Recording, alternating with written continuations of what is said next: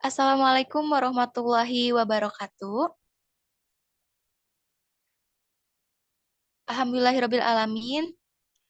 Puji dan syukur marilah kita panjatkan kehadirat Allah Subhanahu wa taala yang telah memberikan kita nikmat iman serta Islam sehingga kita dapat berkumpul di tempat ini. Tidak lupa juga kita panjatkan puji dan syukur, kita panjatkan salawat serta salam kepada junjungan Nabi kita Nabi Muhammad SAW. Yang terhormat Bapak Fahmi selaku dosen pengampu pada mata kuliah PAI 6 dan juga teman-teman semua. Di sini kami akan mempresentasikan mengenai pemikiran para filsuf Muslim dan perbandingan pemikiran aliran filsafat. Nah, sebelum itu, perkenalkan nama saya Desi Normalita dengan NPM 190121106. Ada pula rekan-rekan saya, yaitu Aslia Nur Awalia Putri dengan NPM 190121101,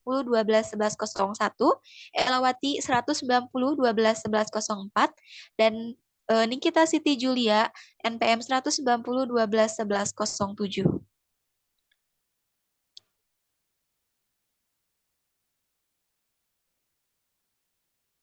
Nah, yang pertama akan ada pembacaan surat Ar-Rum ayat 8 yang akan dibacakan oleh Aslia.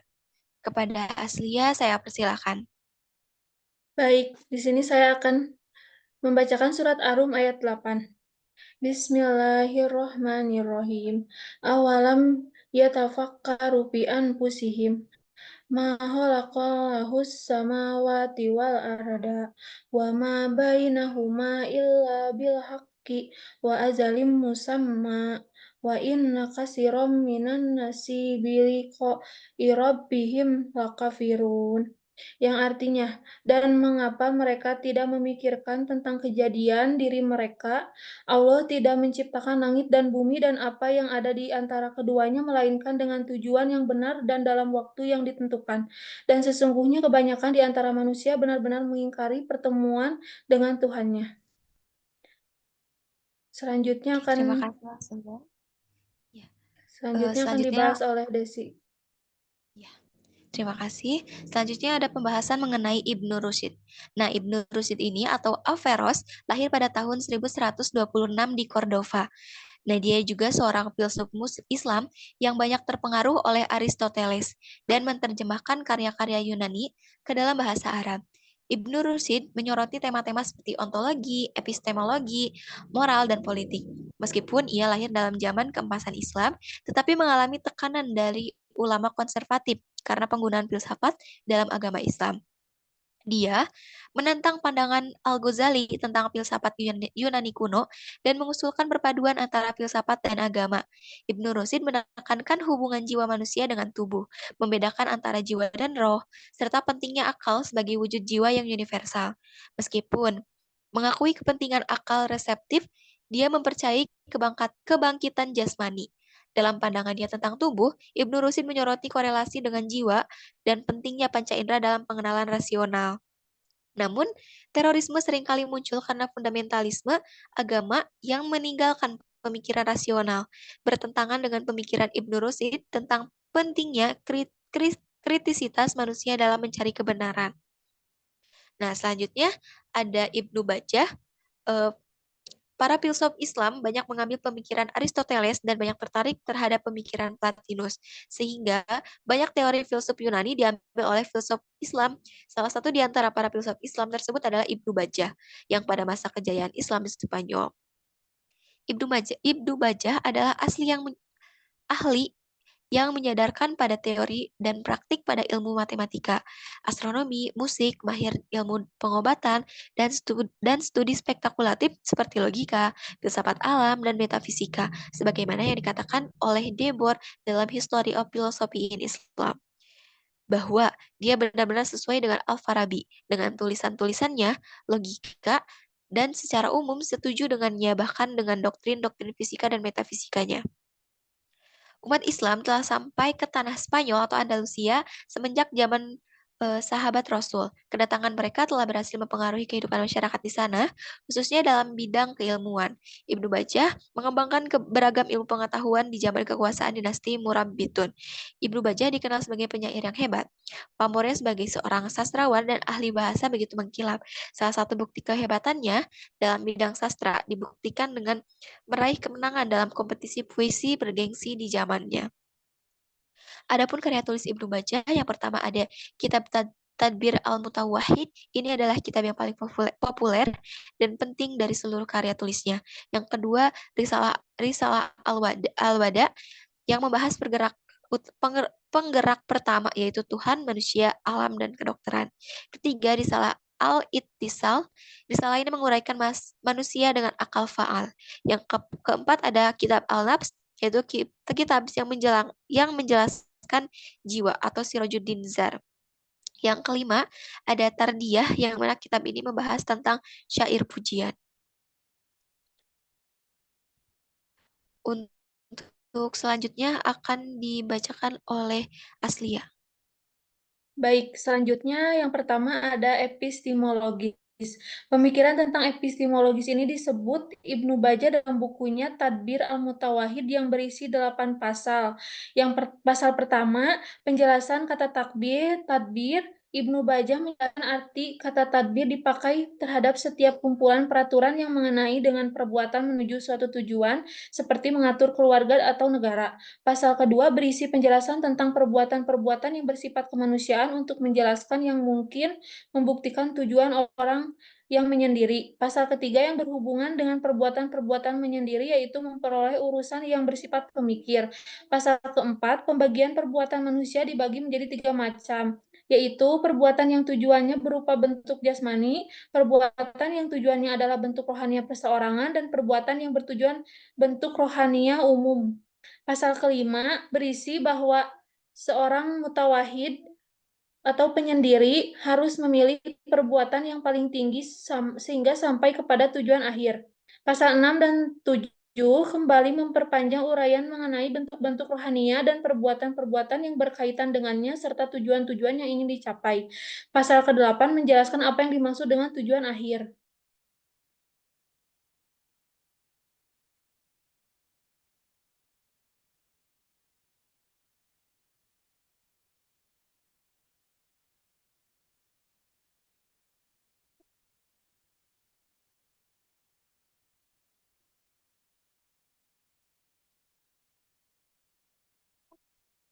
Yang kedua, metafisika. Menurut Ibnu Bajjah, segala yang wujud terbagi dua, yaitu bergerak dan tidak bergerak. Yang bergerak itu adalah materi yang sifatnya terbatas dan sebab gerakannya berasal dari kekuatan yang tidak terbatas, yaitu akal. Yang ketiga, etika. Tindakan manusia menurut Ibnu Bajjah ada dua, yaitu satu tindakan hewani, timbul karena ada motif naluri atau hal-hal lain yang berhubungan dengannya, baik dekat maupun jauh. Yang kedua, tindakan manusiawi timbul dikarenakan adanya pemikiran yang lurus dan keamanan yang bersih dan tinggi. Yang keempat, politik. Dari pengertian mutawahid, banyak orang yang mengira bahwa Ibnu Bajjah menginginkannya supaya seseorang menjauhkan diri dari masyarakat ramai. Tetapi sebenarnya Ibnu Bajjah bermaksud bahwa seorang mutawahid sekalipun harus senantiasa berhubungan dengan masyarakat.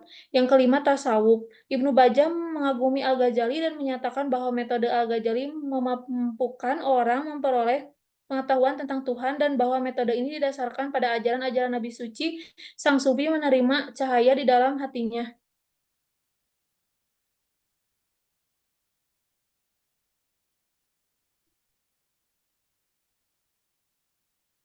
Selanjutnya ada Al-Ghazali. Al-Ghazali atau Al-Ghazail, nama lengkapnya adalah Abu Hamid Muhammad Al-Tusi Al-Ghazali, lahir di Tus dekat Mashhad, Khurasan tahun 450 Hijriah atau 1058 Masehi. Pada usia 20 tahun, ia berangkat ke Naisabur untuk mendalami fikih dan teologi pada Al-Juwaini 1028 sampai 1085 Masehi, lalu menjadi asisten gurunya hingga wafat.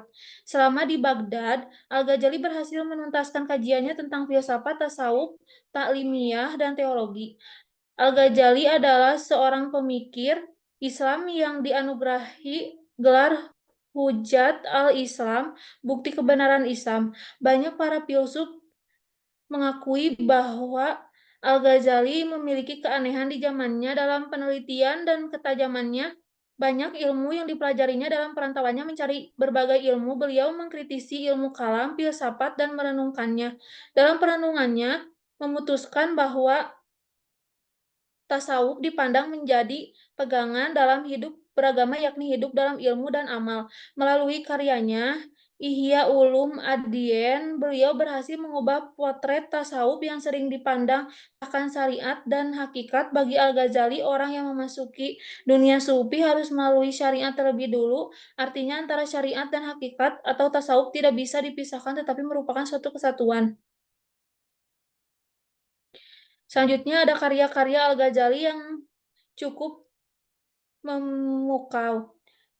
Yang pertama, Ihya Ulum Ad-Dien membahas ilmu-ilmu agama, terutama tasawuf akhlaki.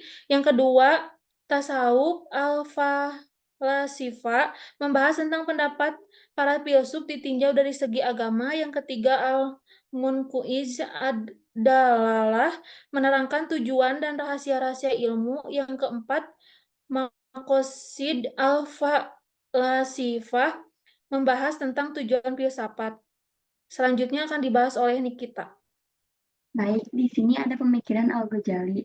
Yang pertama ada bentuk dan sifat realitas. Al-Ghazali berpandangan semua yang ada dari segi bentuknya dapat dibagi menjadi dua bagian, yaitu empiris atau alam indrawi dan metafisik atau alam tidak kasat mata. Dua bentuk realitas itu tidak sama tetapi berbeda dan berjenjang. Kemudian ada epistemologi. Ghazali membagi tentang nalar manusia menjadi aktual dan potensial. Wujud aktual adalah segala realitas yang mempunyai ekstensi di luar mental atau persepsi manusia. Ia memiliki hakikat pada dirinya sendiri. Sebaliknya, wujud potensial adalah segala realitas yang ekstensi hanya dalam mental atau pemikiran manusia.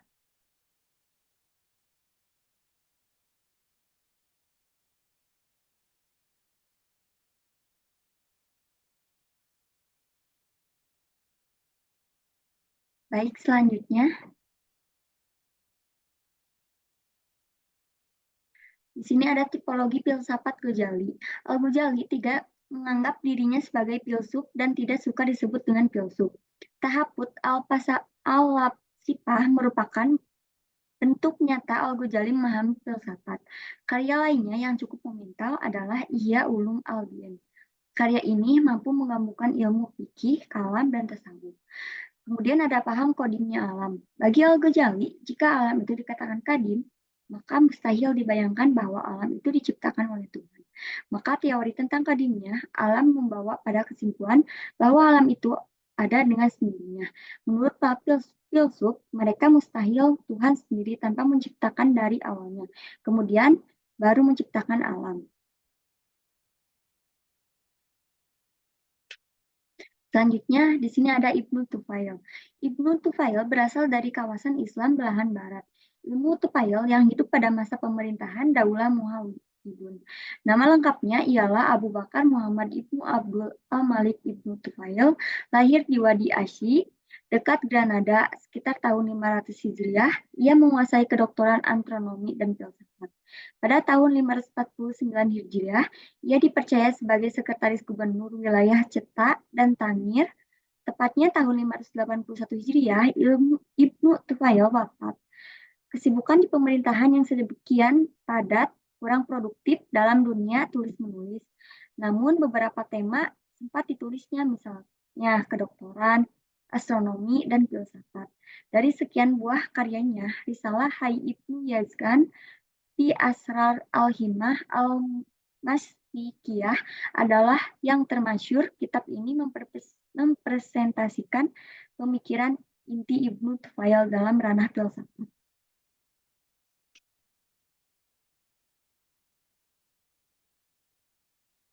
Nah, kemudian di sini ada pembahasan Risalah Hai Ibnu Yazgan Asrar Al-Himmah Al-Maslikiyah.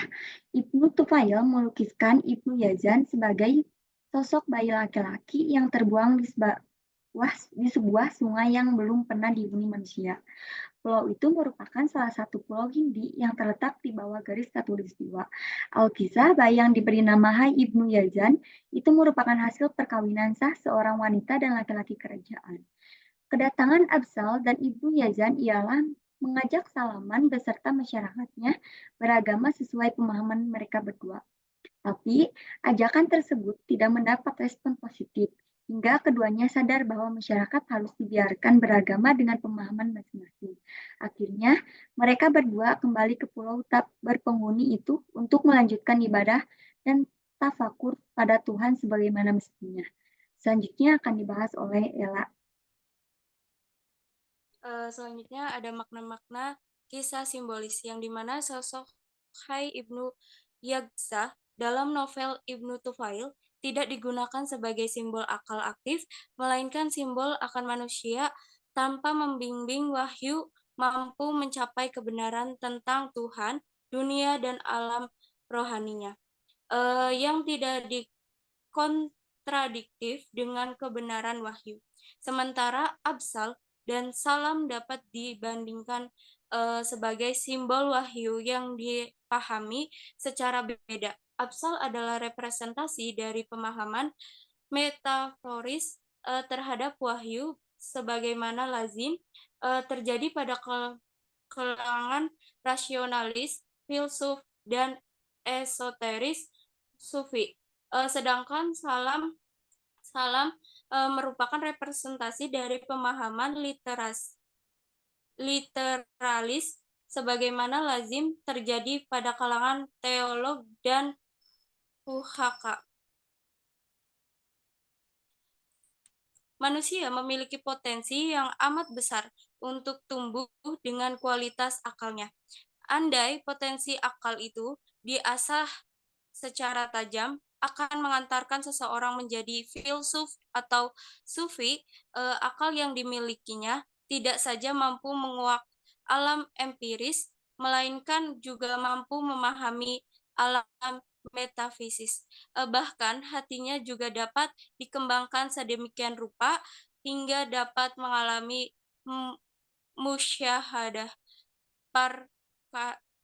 persaksian keindahan cahaya ilahi dan alam metafisik lainnya.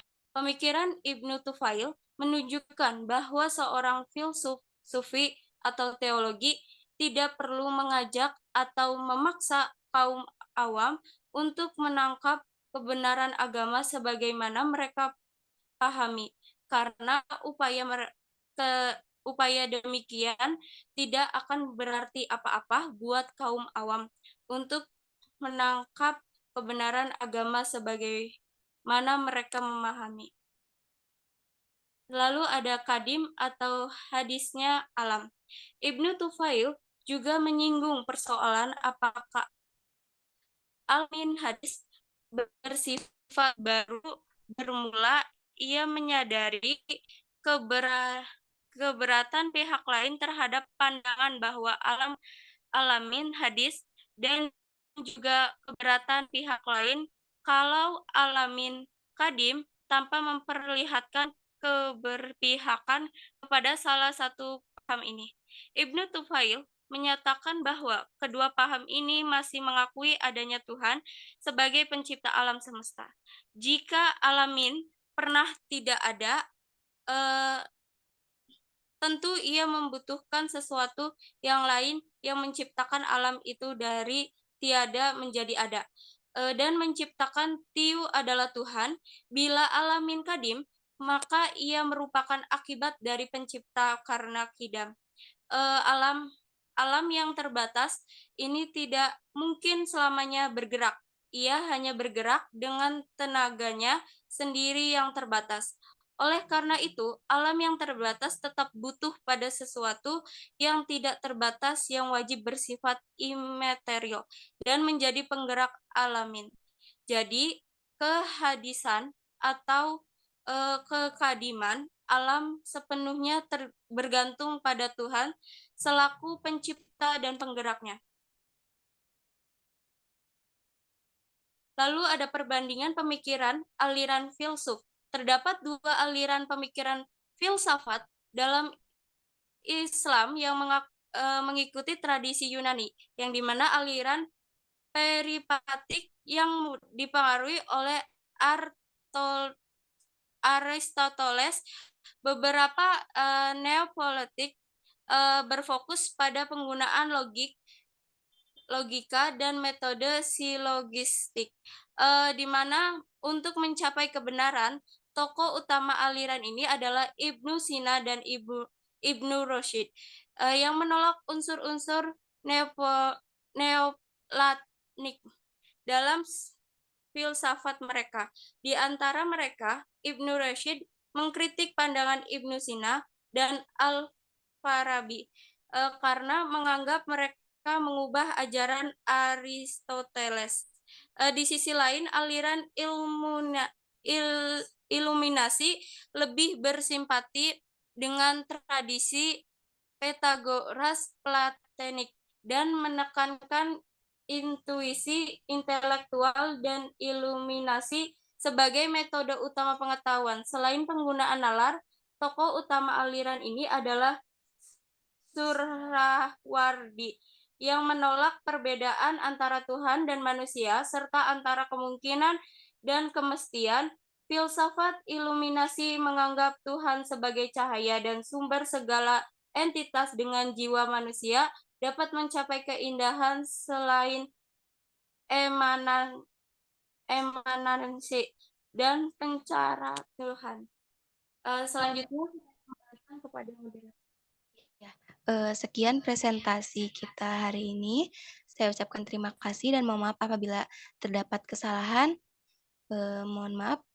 Wassalamualaikum warahmatullahi wabarakatuh.